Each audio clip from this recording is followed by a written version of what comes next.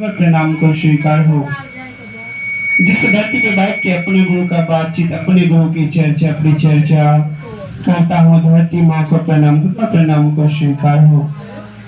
तीन सूत्र के दाता ब्रह्म गुरु भ्राता शनि सिंह सत्य स्वरूपादि नीलामानंद को प्रणाम को स्वीकार हो। तीन सूत्र के दाता ब्रह्म गुरु भ्राता शहर सिंह सत्य स्वरूपा दीदी नीलामानंद के माध्यम से जो तीन सूत्र मिला है उसी तीन सूत्र पे चलने का प्रयास करते हैं और एक दूसरे को बताने का प्रयास करते हैं। जैसे कि प्रथम सूत्र में दया, दूसरे में चर्चा और तीसरे में नमः शिवाय के मंत्र से प्रणाम निवेदित करना। तो देखिए भाई, कहते हैं कि ब्रह्म गुरु भ्राता शहर सुरेंद्रानंद कई बार शमशानों की तपस्या किए और तपस्या करने के बाद उन्होंने एक सूत्र नमः शिवाय के मंत्र को पाया। और हमारे आपके जीवन में जो तीन सूत्र का माध्यम है, तो कई गुरु भाई बहन कहते हैं कि चर्चा और परिचर्चा कहीं भी जाते हैं तो तीन सूत्र ही क्यों? क्योंकि तीन सूत्र जो ऐसा जीवन की परिभाषा है जो हमारे आपको जीवन जीने का रास्ता दिखाता है। जैसे कि कहते हैं कोई गुरु भाई या बहन कि मंदिर में शिव की पूजा तो सदियों से होते आ रहा है, लेकिन साहिब श्री हरेंद्रानंद का शिव में क्या अंतर है? तो दीदी, हम कहने का प्रयास इतना ही करते हैं। बड़ी चर्चा में भी हम लोग जाते हैं, पहुंचते हैं, साहब के संगोष्ठी में जाते थे तो साहब एक ही शब्द कहते थे कि जो हमारा शिव, जिसको हम अपना गुरु बनाए हैं, वो हमारे आत्माओं में बसता है। जो शिव को हम अपना गुरु बनाए हैं वो हमारे आत्माओं में बसता है। अगर मन में कुछ बातें भी चलता है तो हमारा गुरु जान जाते हैं। और मंदिर का शिव वो होता है जिसे हमारे माता पिता, हमारे पूर्वजों ने पूजा पाठ करते आए हैं शुरू से। उनके चरणों में जाना पड़ता है, जा करके मंदिर में माथा टेक करके कुछ मांगना होता है या फिर कुछ मन्नत रखना होता है कि हम वहां आएंगे और महादेव शिव की चर्चा और परिचर्चा या कुछ चढ़ावा चढ़ाएंगे, मेरा काम पूरा होगा। तो ऐसे ही होता था पहले लोग।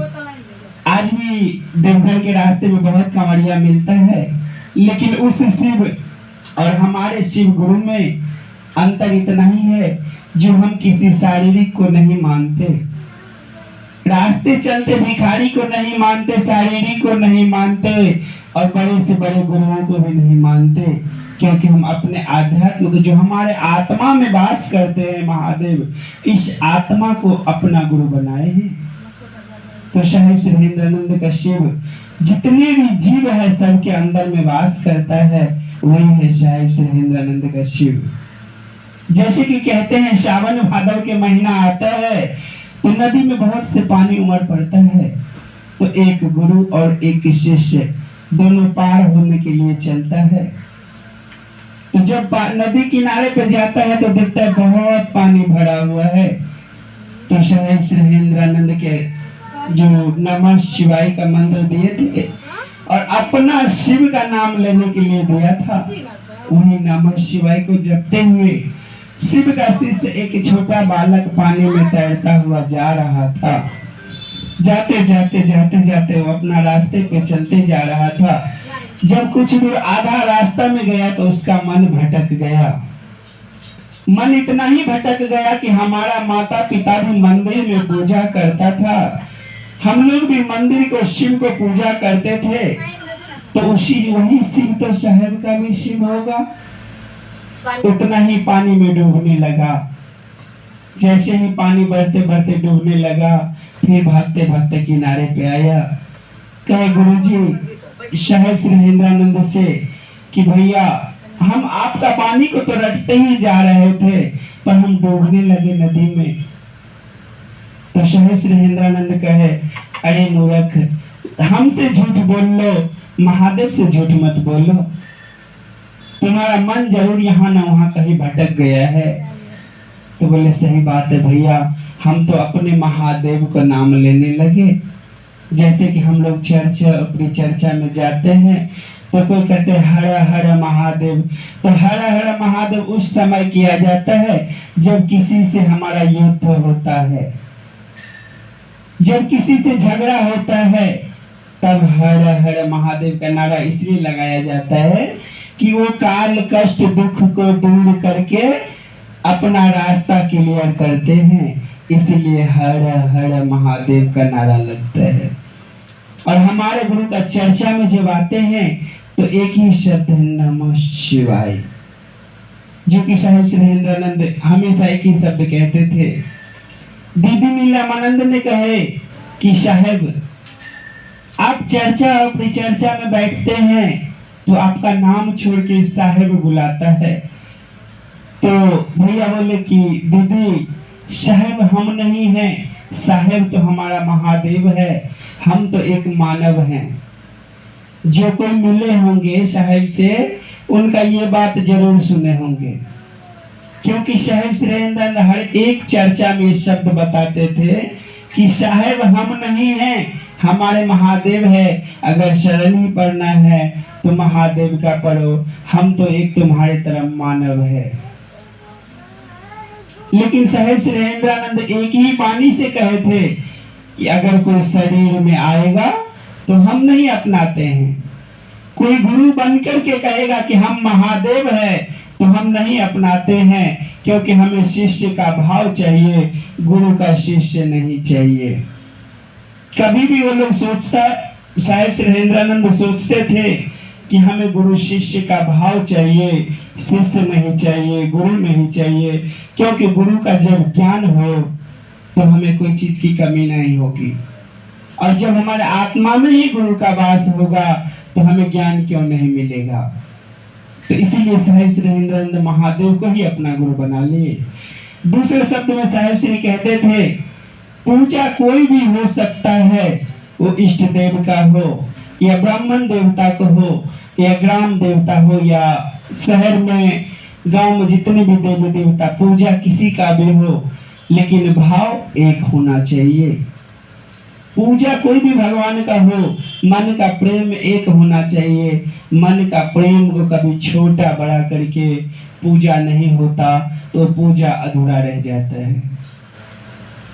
आपको कहने का मतलब यह है कि खर्चा करे या ना करे जरूरी नहीं है, लेकिन मन जो है उसको साफ करके भगवान के शरण में लगाइए, जरूर आपका मनोकामना पूरा होगा।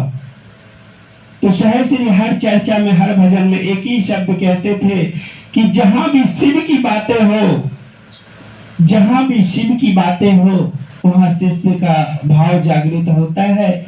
जैसे कि साहिब श्री शिव कार्य में दिया गया समय कभी व्यर्थ नहीं जाता। साहिब सुरेंद्रानंद कहते थे कि शिव की चर्चा या नारायण की सत्संग उस समय बैठा हुआ समय किसी का व्यर्थ नहीं जाता।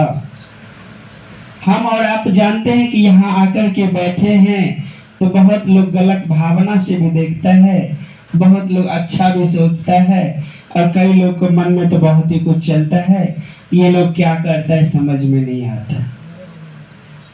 भेद और भाव, लेकिन अपने जीवन को सार्थक करके अगर महादेव का शरण में बैठ गए तो हमारा जीवन धन्य हो जाता है।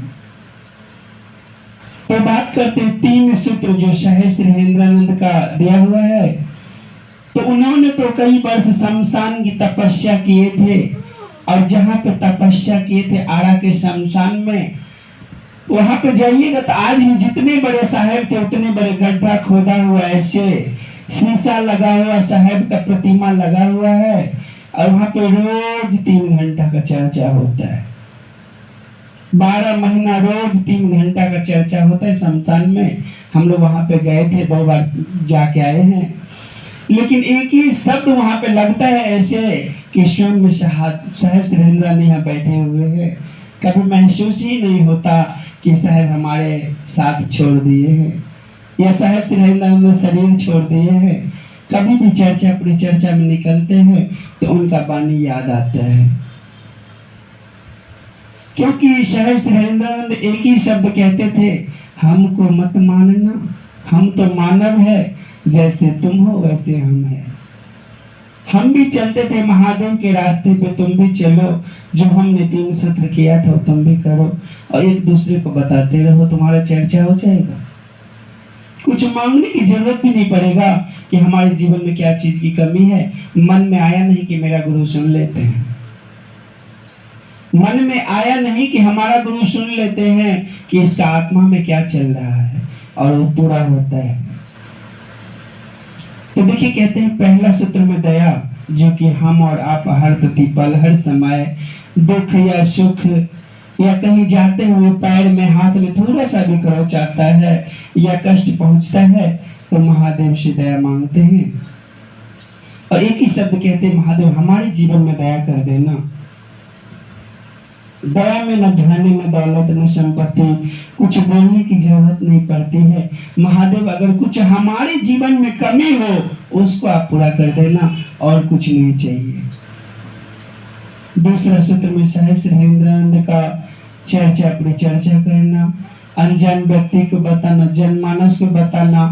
हमने शिव को गुरु बनाए हैं, शिव हमारा गुरु है, आप भी अपना बना करके देखिए, हमारे जीवन में बहुत दया उतरता है, आपके जीवन में क्यों नहीं उतरेगा। और तीसरे सूत्र मंगल को 108 बार नमः शिवाय के मंत्र से प्रणाम निवेदित करना है। कोई सांसों के माध्यम से करता है तो कोई माला के माध्यम से करता है, लेकिन उस समय भी कहते हैं कि हम और आप नमन तो करते हैं लेकिन मन कहीं और होता है और नमन कहीं और होता है।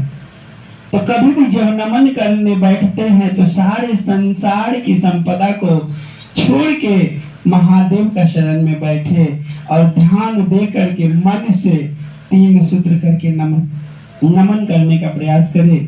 जरूर आपका नमन पूरा होगा और शिव शिष्य परिवार कहलाएंगे।